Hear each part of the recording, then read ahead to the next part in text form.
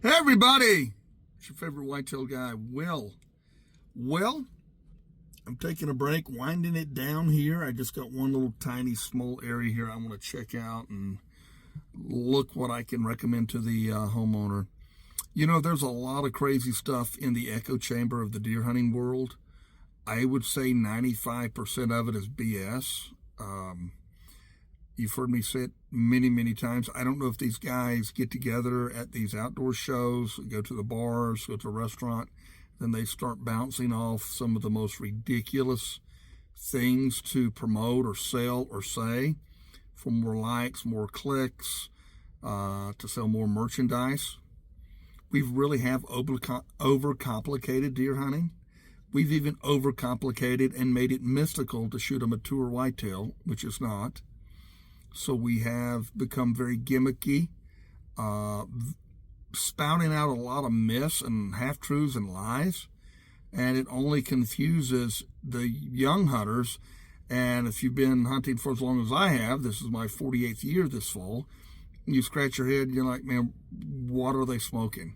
What are they on? Why are you saying that? And I don't intentionally go out and look for this idiotic stuff. It just, when I go to my professional page, whether it's Instagram, TikTok, or Facebook, they will show up in my feed. I'm not following any of them, and I'm not going to call the guy's name, but he's on a podcast. And this one podcast, I think it should be called the Idiot Podcast, because every time I comes on my feed, there's another idiot on there saying the most crazy stuff. But this guy, this gentleman, he's a manufacturer of some kind of deer scent or deer attractant product. I guess he owns a deer farm. And he says that does choose the bucks that she's going to breed with. She chooses them, which is the furthest thing from the truth.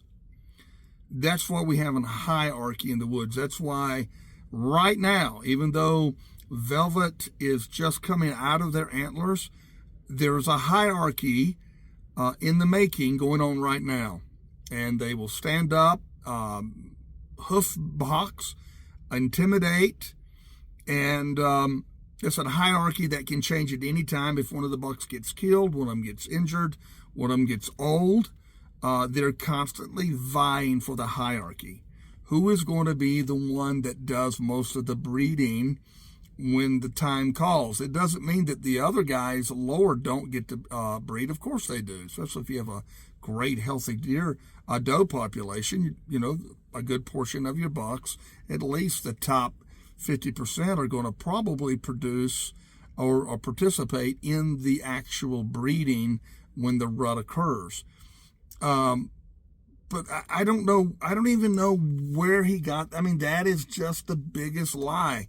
First of all, let's use common sense. I challenge clients, customers, followers to use common sense and don't get caught up in the gobbledygook or gobbledygook of deer hunting. Have you been in the woods and during end of October or November and seen does chasing bucks? Hey, I want you. Come here. I need you. I love you. I need you to breed me. No, totally opposite. If one, especially those first does that come in the heat, that 10%, sometime in the middle to the latter part of October here in the Midwest, that 10%, where you'll see one doe and there'll be 7 or 8 bucks chasing her. And if you've ever been in the woods, you see them bluffing, fighting, sparring. Why? Because they want to be the biggest, baddest dude that's going to breed her. She does not choose. She has really nothing to say except try to stay alive until she's receptive for about 28 hours, and then she tolerates his BS, kind of like our wives, and she lets him do his thing, and then as she goes out of the heat, it's back to like, nope, she puts him back in the friend zone. She does not choose.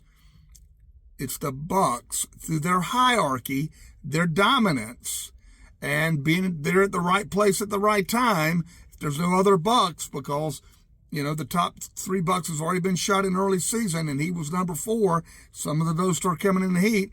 He's going to be one of the prolific breeders. of the rut. So, listen, I'm going to tackle this, and I think that's my mission right now, and will be continue my mission, because I don't need sponsors. I don't even need you to like me if you're just passing through and you don't follow me or your client. I'd like for you to like me. Everybody wants to be liked and loved, but I hunt to live. I don't have to live to hunt. I'm sorry, I got that vice versa. I don't have to hunt to live. In other words, I don't have to make a living on hunting. I've already made my living. I literally just love to hunt. I love helping people find great properties or great places on their property to hunt, and great strategies, and pass on deer ecology. I love that more than anything, especially as I've got older.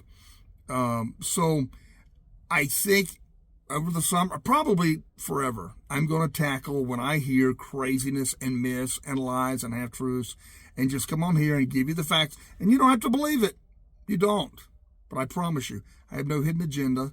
I'm not selling you overpriced seed or mineral, or charging you $10,000 for a consultation on 35 acres or 100 acres or whatever those fools charge. Literally triple what I charge per property. So use common sense, man. Use common sense. The best advice I can give you: stop watching most of the outdoor television, YouTube BS. Get in the woods. Become a woodsman. Start studying the whitetail. Read books by somebody these guys were my mentors that were studying the whitetail 30 and 40 years ago. Charles Alshamir or Leonard Lee Rue III. Read some of those books and get off of, stop, please.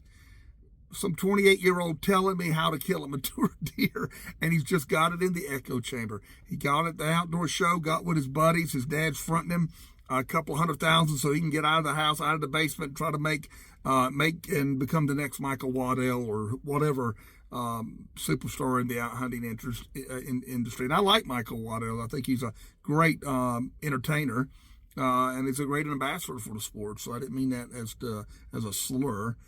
But I don't know the man. But I'd never hear him spilling out gobbledygook ever.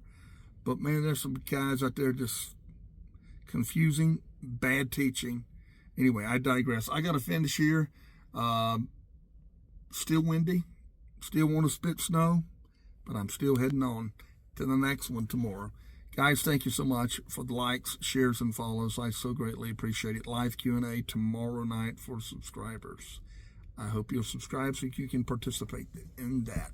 I'll be here next time you come back. I promise. I'll be here. God bless.